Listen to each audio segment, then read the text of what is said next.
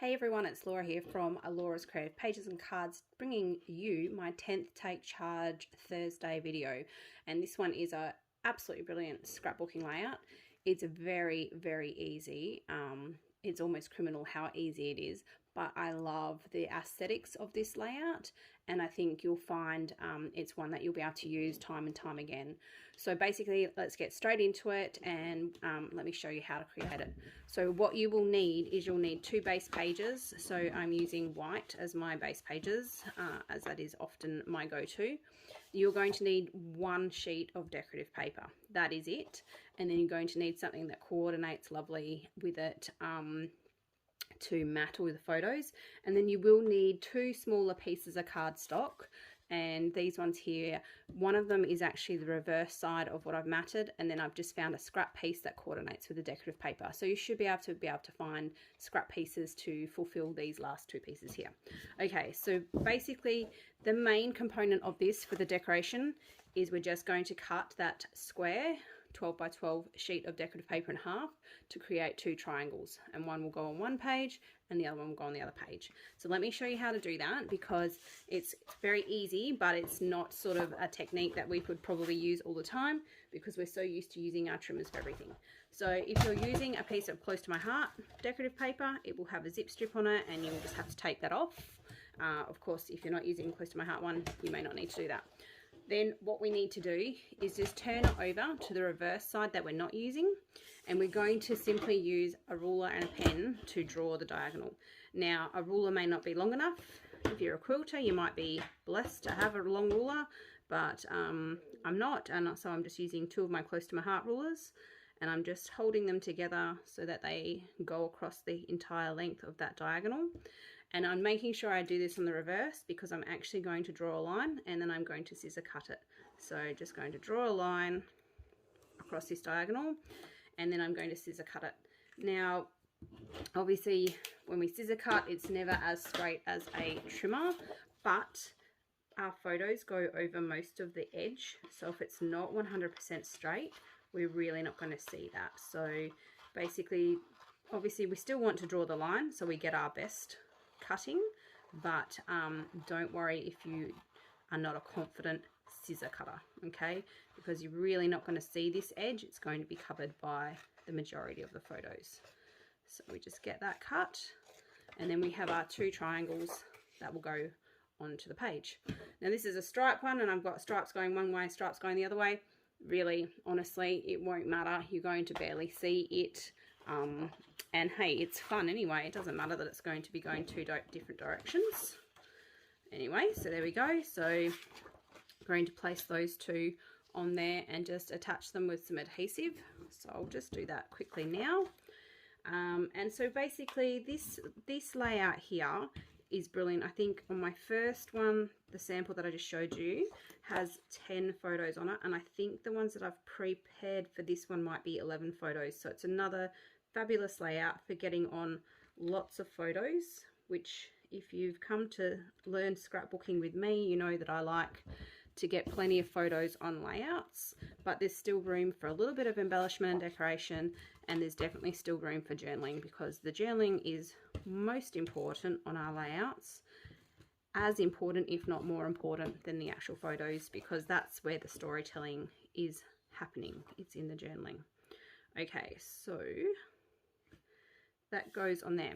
Now with me, I cut my photos down to a bizarre size in comparison to most scrapbookers. I always do them to the 3 3/4. So on these 2 ones here, this is 3 3/4 by 5 3/4. These ones here, same with these ones here, 3 3/4 by 5 3/4. And then the squares are all 3 3/4 by 3 3/4. And then this one over here is 2 3/4 by 3 3/4. Very important, because then all the mattings are all in the 7/8, and it actually gives it so that you can actually have gapping between here, and so you'll still see the triangle beneath these photos. Whereas if we had them at 4 by 6, it would just be a block of photos straight across, and you wouldn't get that gapping. So what's brilliant about this is you can actually sort of change up the sizes across this bottom part, but I would still stick to this patterning of photos. So let me just show you what I mean. So basically on the one that I'm going to be doing, I have stuck to the 3 3/4 across here, and I've stuck to this one here, and then these two. But you could quite easily change this one here, over here, the 2 3/4 to 3 3/4. You could very easily change it to another 3 3/4 by 3 3/4 and have a smaller embellishment here. Okay, so you can definitely change that up to suit. But on this side, I did change it a little bit. So I've stuck to these two here. Oops, sorry, I dropped it. So I've stuck to the two 3 3/4 by 3 3/4 so I can put in this embellishment. And what I've done different is I didn't have another landscape photo, but I had two that could be cut down to two smaller portraits. So I went with two 2 3/4 by 3 3/4. So you could mix up these here. So you might have, instead of 3 squares, you could have 2 more landscapes. So stick with the orientation, but you can definitely change up your photos to suit going across the bottom there. Okay, so basically, let me just move this out the way now. I just really wanted to describe that, and then I can pop these all on here so I can show you the rest of the cutting.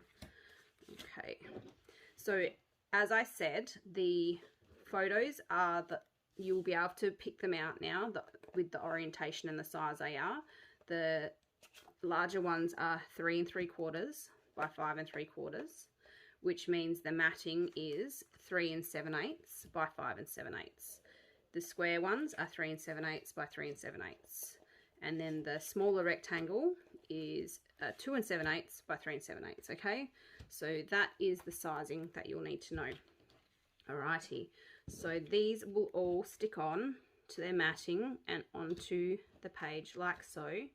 And the only other cutting that I need to give you directions is the two beautiful dovetail pieces that just fit over here in this corner.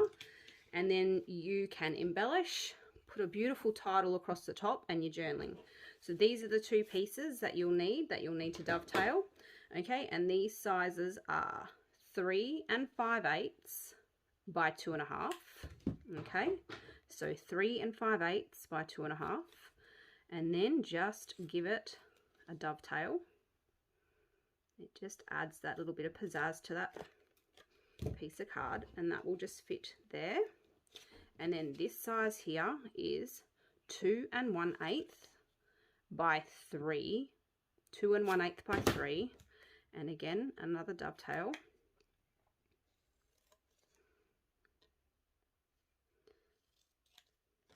Okay, and that one just fits over there like so, and then you can just embellish that a little bit. So that is Take Charge Thursday. Honestly, like I said, so easy, but the end result is just stunning. So all I need to do is stick all that down, put on my title, put on my journal, a couple embellishments, and I've finished 2 pages. And I've been chatting to you for 8 minutes, and I did do my pre-cutting of my cards and my photo matting, so maybe another 3 to 4 minutes, and that page is just about done. So I hope you've enjoyed that scrapbooking layout. Super easy, bit of fun embellishing, beautiful big title, couple of strips of white cardstock, which are only 3/8 high by the width you need for your journaling, and then a little bit more embellishing there. So enjoy this layout. Thank you so much for joining me. I hope that you've been getting into your own craft rooms and that you've been taking charge of using your own products to get projects finished. Thanks, bye.